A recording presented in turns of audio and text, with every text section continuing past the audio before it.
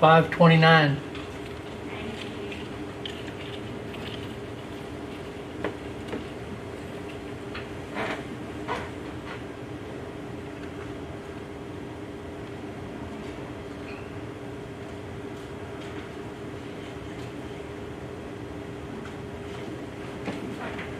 Good evening. Welcome to Southside High School. I'm super excited to have you guys all here today. These lights make it where I can't see you very well, but I know that you're out there. I got a chance to visit with a couple of you before. We've been really excited to be able to host prospective or rising 9th grade students today, their parents. We were able to break this into some small groups, which has been wonderful, because when the groups are a little bit smaller like this, we're able to really speak to the needs of your students and to be able to answer questions at the end. So we really appreciate you guys taking your time out of your day to come and visit with us. I also want to say thank you to anyone who's watching us tonight by live stream. I know that for a lot of people this is a much more viable option, and so we appreciate that very much. During the live stream, if you hear questions that you have that we have not addressed for you this evening, feel free to email me at any time. I'm lmiller@portsmouthschools.org. So, thank you so much for being here. I am Dr. Miller. I am the principal here at Southside High School, and I'm super excited to get to visit with you today. They will tell you that I talk a lot and I talk fast. So, the nice thing is it will be recorded out on YouTube, and you can go back if you miss anything. But everything I talk about today will be included in these documents, okay? So even if it's a little dark and you can't follow along line by line, you'll be able to go back and check these out at home. All of these documents were also provided to your students if your students are 8th graders at Chapin or at Ramsey. If you have students at Trinity, we will be there on Friday, okay? They will also be providing this virtually at Trinity for anyone who has students that are working virtually from home. So we're super excited about that. So I thank you so much for being here. I hope that I'm able to answer any questions you have and to alleviate any concerns. You know, it's very interesting. I talk to people across the district and they say, you know, Dr. Miller, most people are really excited about the reconfiguration of the district. They're really excited about coming on and being Southside Mavericks. But the group that is the most concerned are your 8th grade students, because that is such a huge transition for them to move straight from 8th grade into high school and to miss that top dog year at the junior high, right? And so what we want to do is alleviate those concerns and let you know how important we think freshman education is and how we're going to wrap our arms around your children and make sure that they feel very comfortable with the culture and climate that we have set that stage for here at Southside. A couple of things about myself that I want to make sure that you know. This is my 3rd year as principal at Southside. I taught here in the Portsmouth School District. I was a math teacher, but I also taught a little bit of science, a little bit of social studies. I taught at Kimmons Junior High and then moved over to Ramsey Junior High, which was very close to where I lived, and with the opportunity to teach math there, and I taught there for 7 years before I left to become a principal. I was a junior high principal at Coleman Junior High in Van Buren, and when we made the decision in Van Buren to reconfigure the schools, much like what we are doing here now, I got the opportunity to research about freshman academies and the importance of freshman education and to pitch that concept to our board. And then I was so blessed just to be able to go in and design a school, design a setting and a curriculum that we really thought was beneficial to freshmen.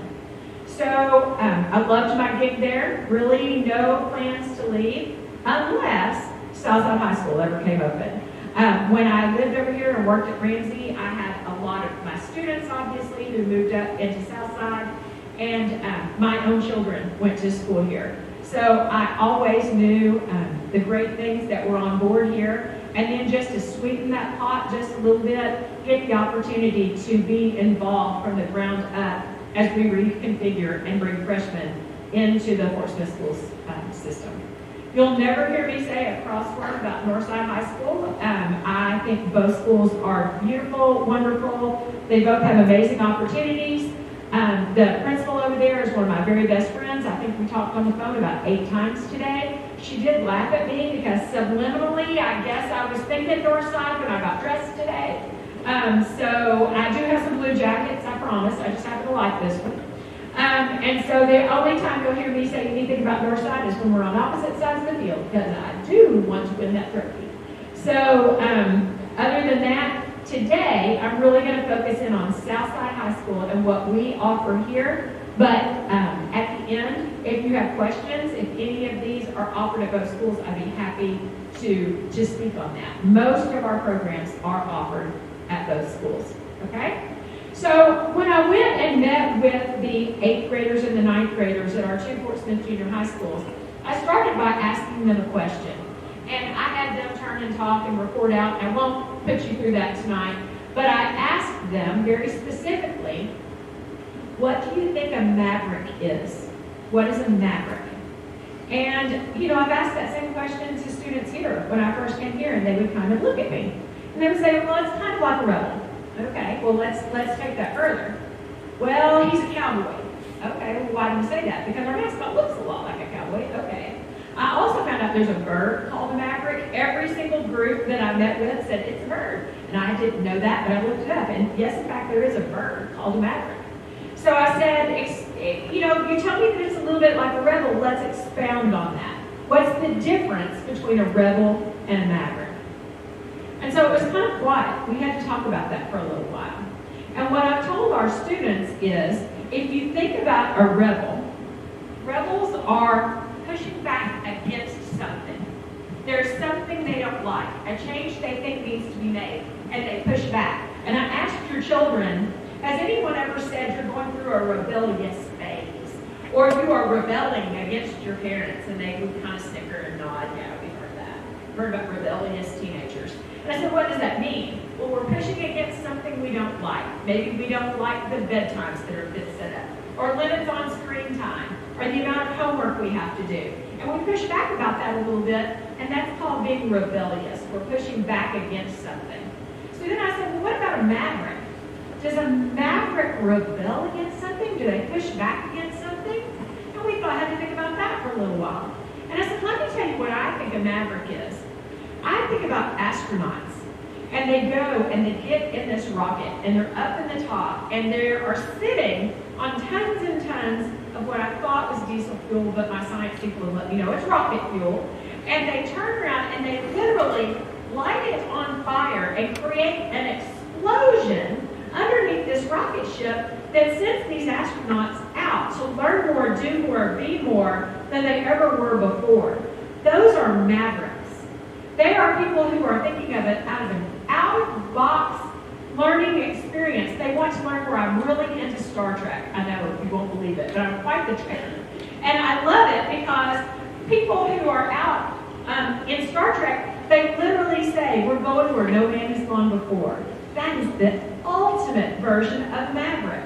And so what we tell our students is that our goal for you every day is to be more, learn more, do more than you did the day before.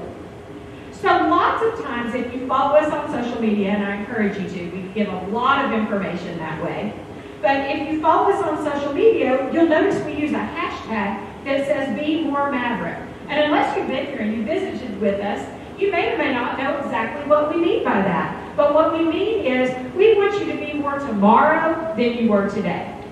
We want you to be kinder. We want you to be more considerate. We want you to learn more. We want your grades to be better. We want you to be a better athlete. We're in the middle of rebuilding some of our athletic programs. And we want mavericks that are willing to go out there and work harder tomorrow than they did today. If no one in your family's ever gone to college and you want to go, we'll get you there. We want you to be a maverick. If you have this out-of-the-box school you really want to go to, we can help you. you have a career path you want to head into straight out of high school, we can get you there. We don't want you to settle for a minimum wage job right out of high school. We want to get you a good paying job. We want you to be mavericks. We want you to do more tomorrow than you did today. So you'll see that on our social media a lot. Hashtag be more maverick. Hashtag be more creative. Be more artistic. Be more fun. Show more school spirit. Okay? So when we talk about being mavericks, that's what we mean. We want you to be more tomorrow than you are today. And we really feel like we had a bit of an identity crisis after the mascot change. No one really knew what we were anymore. They just see this picture. And so what we want to explain is we as Mavericks want Southside High School to be more every single day. And we're super excited about the construction that's going on. I won't lie about that. When I walk through that space, it is amazing to me. But a school is just a building. It's the people inside the building that make it special. And every year, a school takes on a little bit of a different tone. It has a little bit of a different feel because the school is made up of the students who are there at any given time. If you've got a class that's really rambunctious and they want to do color wars and they're going to come to the games and they're going to cheer and they want to win the spirit stick, then the school feels that. If we have a really highly academic competitive group, not last year, the year before, we had 8 National Merit semifinalists. That was a very competitive group. Last year we had 4. Scores came out on the PSAT today. I think we're on track to have several next year as well. During a pandemic. Last year, during the pandemic, 73% of all of our students who took an AP test made a qualifying score. The state average is 33. We had 72 in a pandemic. Our students want to be more tomorrow than they are today, and they're not going to let things slow them down. Show more perseverance, be more maverick. Show more drive, be more maverick. Those are the qualities we want to instill in your children. Okay? So that's why I think it is so important for you to understand the basis of where we are. The other thing that I think is very important to you, and you guys will hear this, but I won't repeat this for the next 2 days, is the importance of freshman education. Okay? Freshmen in a junior high school are served very, very well. I taught at Ramsey. I know what an amazing school it is. I've got nothing but kudos for Chapman. I had a child who went to Trinity. I've got nothing but wonderful things to say about our junior high schools. But 9th graders in a junior high school are misplaced because 9th grade is the first year of high school. Even in a junior high setting, when they say, oh, I just can't wait to graduate, I can't wait to get out of here, what I'm saying is, you're already in high school. You're already starting on your transcript. You're calculating credits. You've got a GPA. You're working on that career path that we want to set you up for success. Your 4-year plan begins in 9th grade, not in 10th grade. So having a good freshman year is critical to success. Absolutely critical to success. The statistics prove it.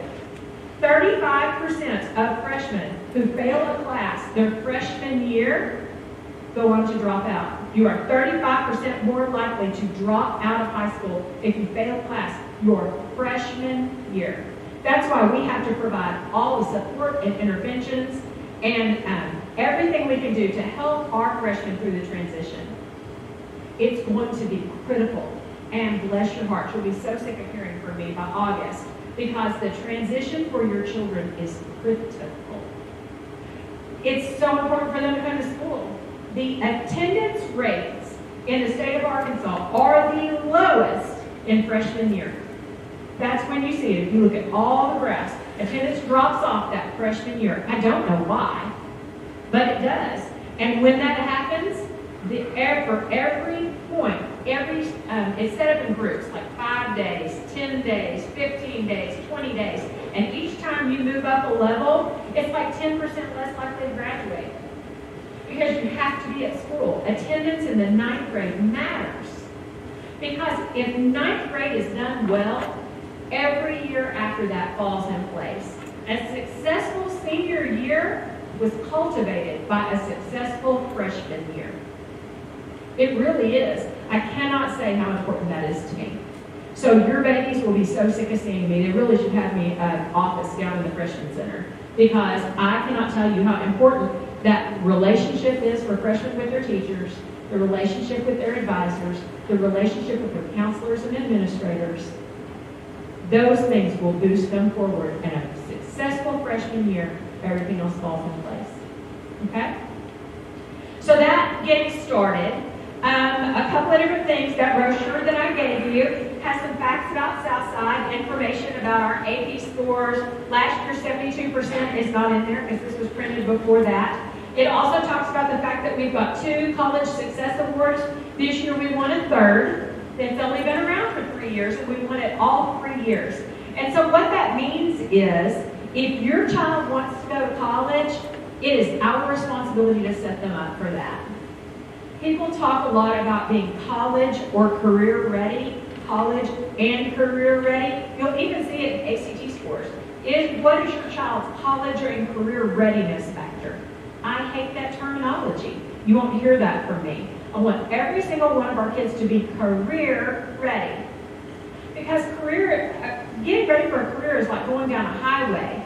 There are different exits that you can take to get to that career. For some of your careers, you're not going to need to go to college. We can get you set up for success through our career and technical education programs here at Southside and at WotC and at Peak. We can help you along that way. Some people will need 2 years of college, and that's just another exit on that highway to get to their career. Some people will need 4 years of college. Some people will go on to professional school. Maybe they're going to be a doctor, dentist. That takes 8 years. Some of them who are going to be surgeons take 12. If you're like me, it took me forever, because I would work on it for a while, and then I'd stop, and I'd work on this for a while, and then I'd work on this for a while. But they're all just exits on the highway. Every student needs to be prepared for a career, whatever that term is determined to be.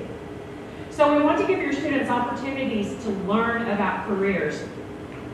When I had freshmen over in Van Buren, one of the things we did was we let them go job shadow. And I still very much support that for freshmen. If students come to me and they've got a job shadowing opportunity that lines up with a career path they've been studying, they can't just come to me because Mom and I worked here and it'd be really fun to go hang out with Mom for the day. It needs to be, that's the career path I'm interested in. But they have the opportunity to go do that, and then they come back and they write some reflections and visit with me about it, and then we'll give them a school business day for it. It's a great opportunity. And it's not just a great opportunity for kids who know what they want to do. Because I have to tell you, my son went through 7 majors. That was expensive, folks. It's good to weed some of those out. It's really important to figure out what you don't want to do. I had a student who came to me and said, Dr. Miller, I was Mrs. Miller then, Mrs. Miller, I want to be a kindergarten teacher. That's all I ever wanted to be, as a kindergarten teacher. I love kids.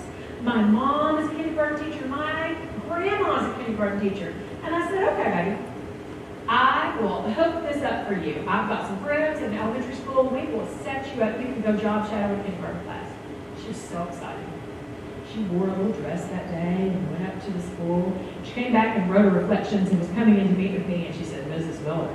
I said, yes. She said, I never want to be a kindergarten teacher. That was awful. It was the worst thing I ever did.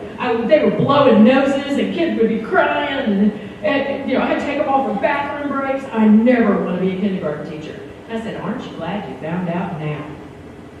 So when you hear a lot about people wanting your children to start thinking about what they want to do for college and career, that's for elimination purposes just as much as it is for moving forward. Okay? We want your kids to get an idea of maybe what they don't want to do. Save you a lot of money in the long run. Save them a lot of money in the long run if they're putting themselves through or going on student loans.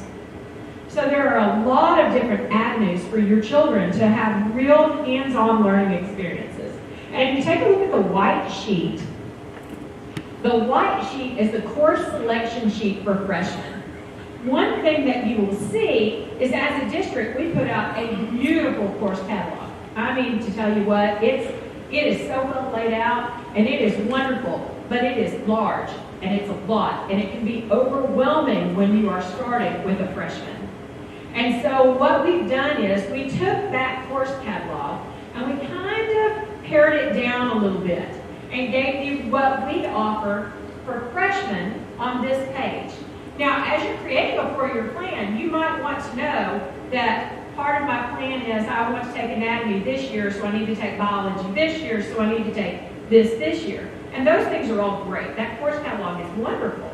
But by looking at this white document, these are what we generally see that we offer for freshmen. So that can really help you as you are creating a schedule. So on the front side of it, you'll see that it's your basic classes, English, math, science, social studies. But if you look at the back, this is a lot of the different hands-on learning opportunities that we have for students. And some of these are really, really changing with the advent of the Peak Innovation Center. So I'm going to grab mine too, so make sure I don't forget anything. The Peak Innovation Center is opening in the old Hutchinson Shoe plant, and they are doing like a $10 million renovation over there. It was part of Vision 2023, and it's being created in collaboration with the Chamber of Commerce here in Fort Smith. So there are lots and lots of businesses that have said, this is the skilled labor that I need that I cannot find. These are the jobs we have in Fort Smith, Arkansas. These are the jobs that are really out there in the big wide world. And these are the things we really want to focus on. So in collaboration with them and with UAFS, we've created 3 programs of study that will be at the Peak Innovation Center. And you take these classes primarily as a junior or a senior. So why is that important to your students? Well, that's levels 2 and 3 or 3 and 4. So in order to take advantage of those classes, you have to take the foundation classes as a freshman or a sophomore so that you are in line to be able to move forward and do that. Does that make sense? Did my mic just die?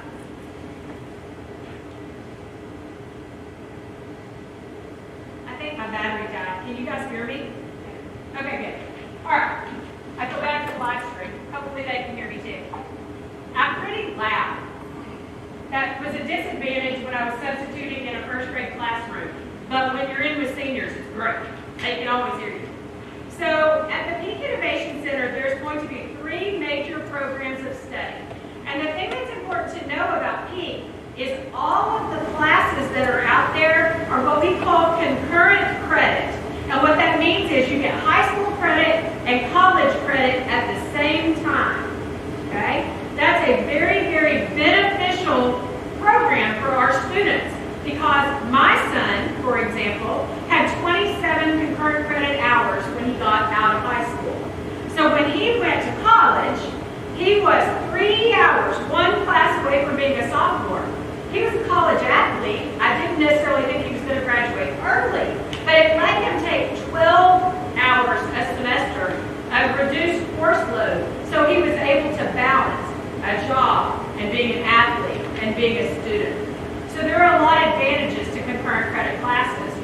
Out at Peak, the 3 programs of study, one of them is health sciences, healthcare classes. We have an opportunity for students to get out of school as an LPN with 54 college hours, go straight to work at Mercy or Baptist. I've had several that have already done it. I've got one that's getting ready to graduate this year. And that program used to be at UAFS. We're moving it to Peak. We have an emergency responder class. We've even had like an ambulance donated. So they're actually in the ambulance learning how to do these things. For the LPN classes, they have like a hospital suite set up so that they're working at these different stations. So there are several different healthcare tracks that you can take out at Peak. If you are interested in those, as a freshman, you would want to take Principles of Health Sciences. So you'll see on the back here, if you look at the Health Services pathway, you'll see that there are several underneath here. The Principles of Health Sciences for nursing, for medical office assistant, for emergency medical services. That's a very important foundational class. So if you're interested in going to Peak for upper level classes, then you'll need to take that class as a freshman or a sophomore. Priority goes to freshmen and sophomores for that class. Another track that's out there is Principles of Advanced Manufacturing.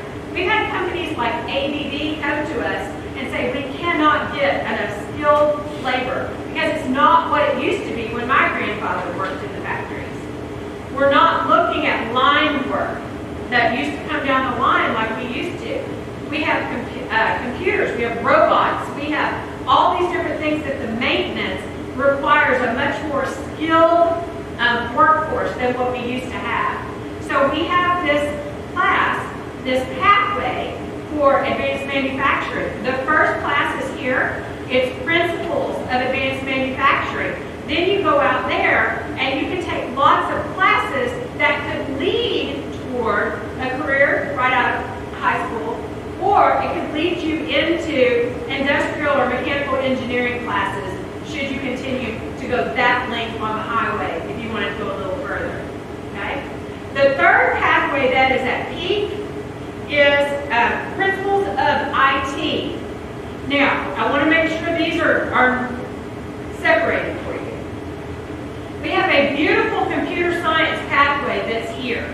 Okay? So computer science principles, computer science A, mobile app development, anything to do with coding in the computer itself, that's computer science here. IT is how do we make computers talk to each other. For example, when I go in and hit Netflix, there's all these different computers all over everywhere that are downloading different things on Netflix at the same time. And there's some hub somewhere, I don't know where, I just know I hit it and it works. And there are network engineers that make all those computers talk to each other. So that's the path for principles of IT, information technology. How do computers work together? You can get a job straight out of high school, good paying job for that, or you can go a little further down the highway and it leads to network engineering. You can go on and get a bachelor's in network engineering. My husband works at ArtBest, and I know they have an internal thing with computers. They're in every terminal. At one point there was like 312 of them, and they have an intranet where they can talk just to their own people, and it requires people to work that. How do the computers talk together? That's IT. Okay? So those three pathways are going to be at peak, and if your children are interested in those in any way, shape, or form, they're going to want to take the principles classes. Principles of IT, principles of advanced manufacturing, or principles of healthcare. Okay? Very hands-on classes. Even if they think maybe they want to do it, and then they go, oh God, I hate that. I hate the side of blood. I do not ever want to take another class. At least you're eliminated it, right? Okay? So those are out there. We have some other career and technical pathways here at Southside High School that you don't go out for. Computer science is a pathway that we have here. Sports medicine is a pathway that we have here. Your child will take foundations of sports medicine next year. Then they would take injury assessment. There's a third level class.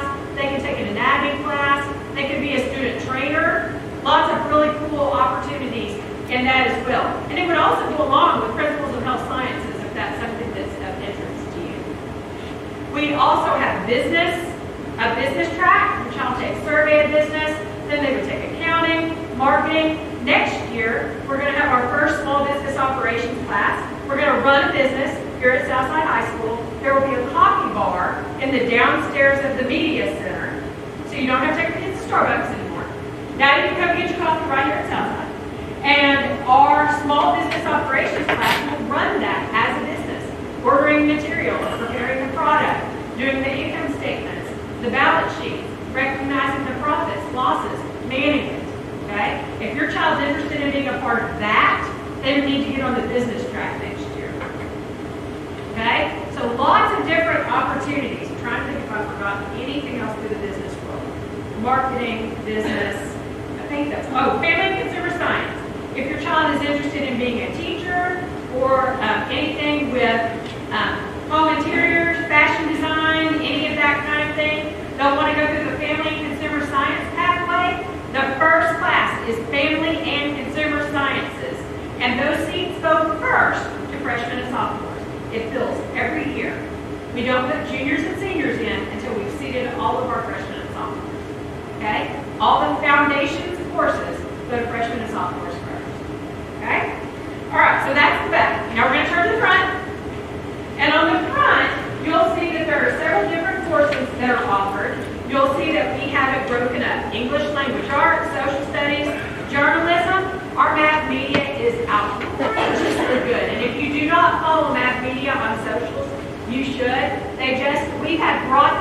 one year, and they won a state award for having the best broadcast program last year. We just got recognized for something for our yearbook. They win awards after awards after awards. It's a great program.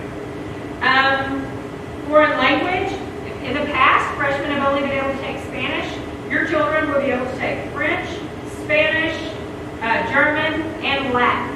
So any of those courses that are of interest to your children, we don't see a huge draw for Latin, which I think is really, that's kind of a bummer, because if your child is interested in going into the health fields, Latin is very helpful, because so much of that medical stuff is all Latin-based. So sometimes I'll see kids that want to do Latin 1 and 2, then they want to go into another language, because once you've got Latin, the others become easier. We also have Spanish for native speakers. I strongly encourage my bilingual children to stay in foreign language. Spanish for native speakers means you've already got the vocabulary. You don't need to learn boy, girl, house, cat, dog. You already know all that. We're going to take that and take it to the next level.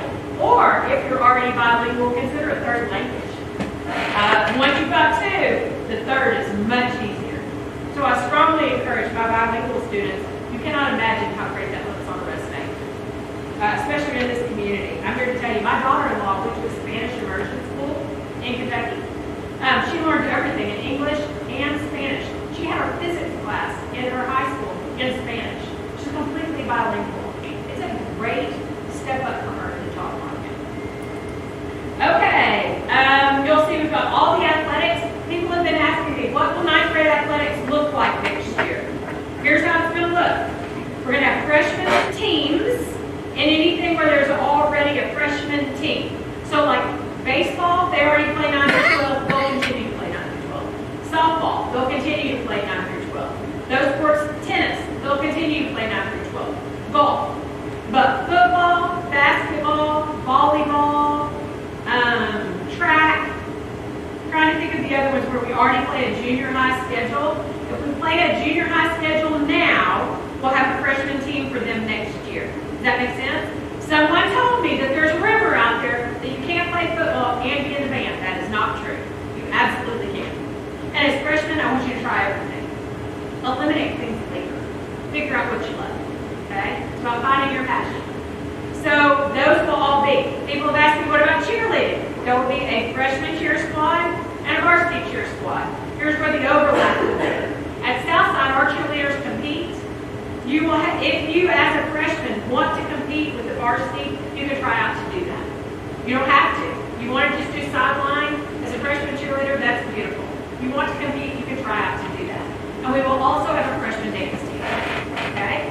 For the band, right now, I know for concert season we have a junior high one, because if you guys remember the concert assessment, there's a junior high program there. Same with orchestra. For marching, there is conversation about allowing some of our freshmen, if they want to march with the high school. That is going to be coming down the pipe as our band directors all get together and we do hiring and all those kinds of things. But your kids will have so many opportunities. Do not panic that by bringing them up as freshmen at the high school that you won't have opportunities, because that's simply not true. Okay?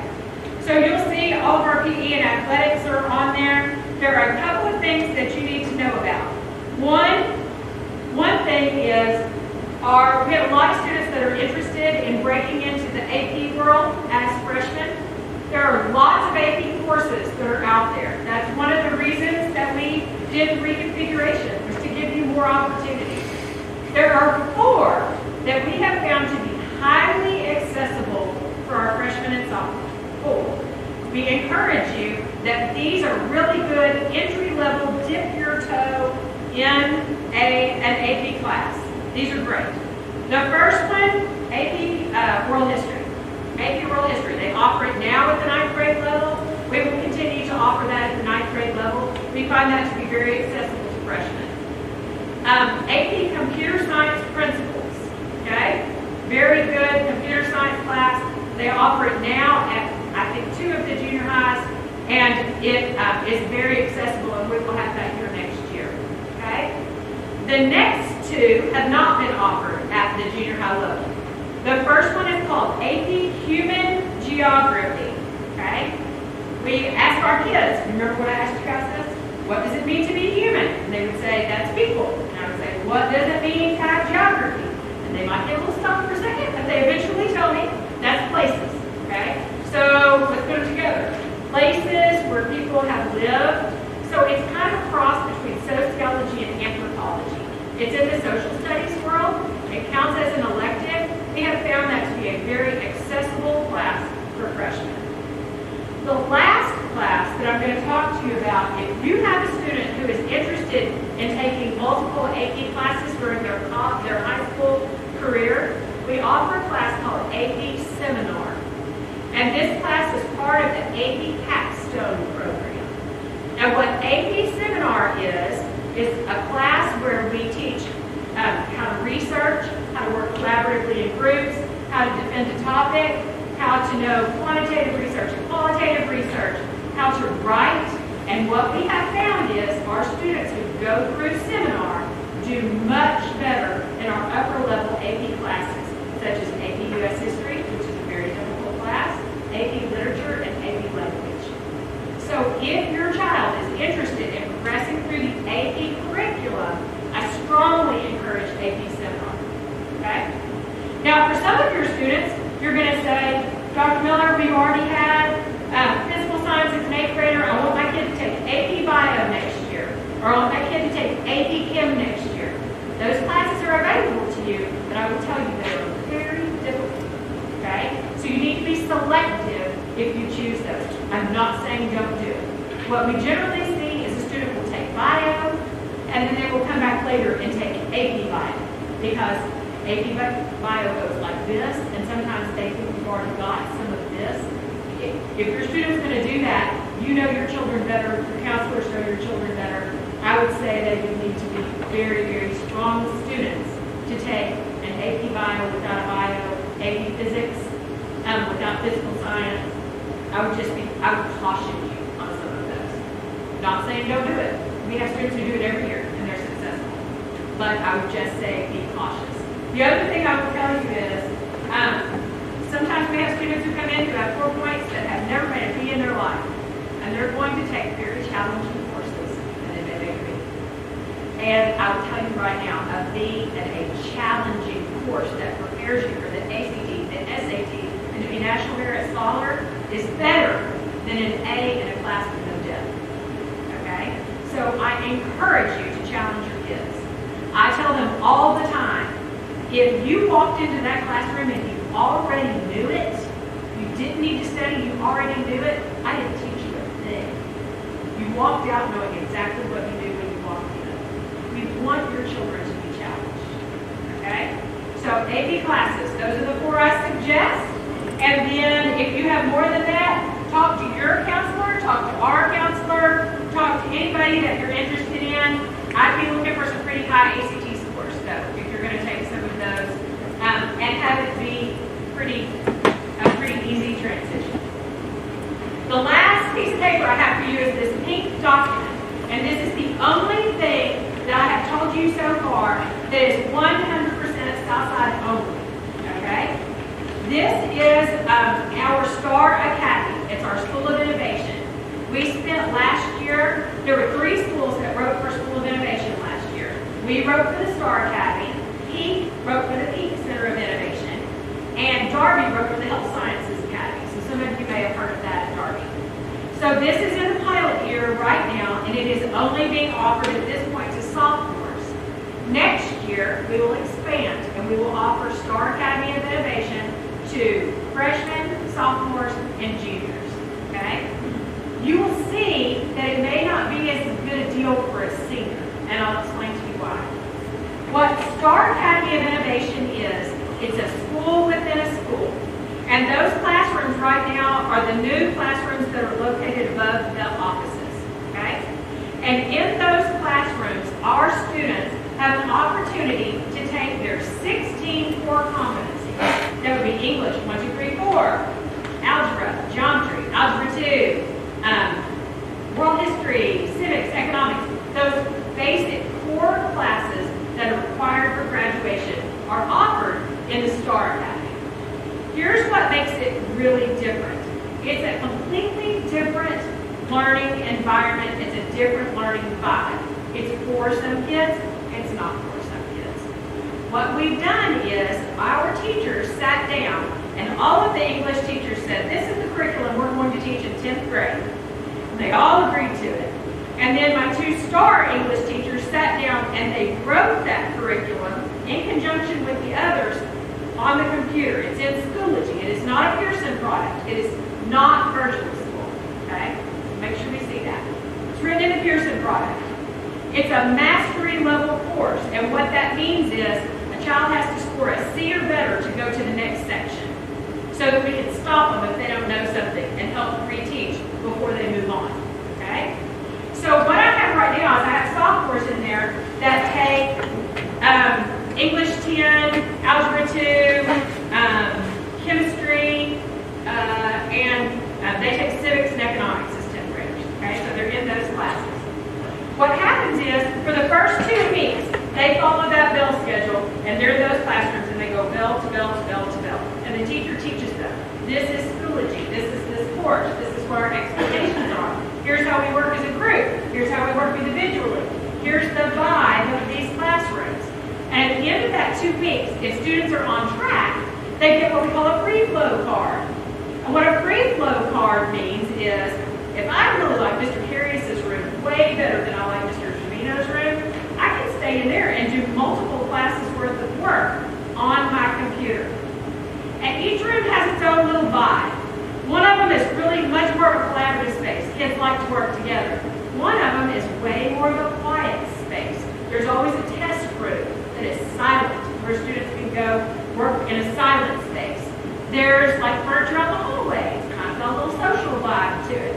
And students work at their own pace, which is set by the teacher or faster. Kids are not supposed to work slower, but they work at the pace set by the teacher or faster. Here's how that can really be beneficial to a student.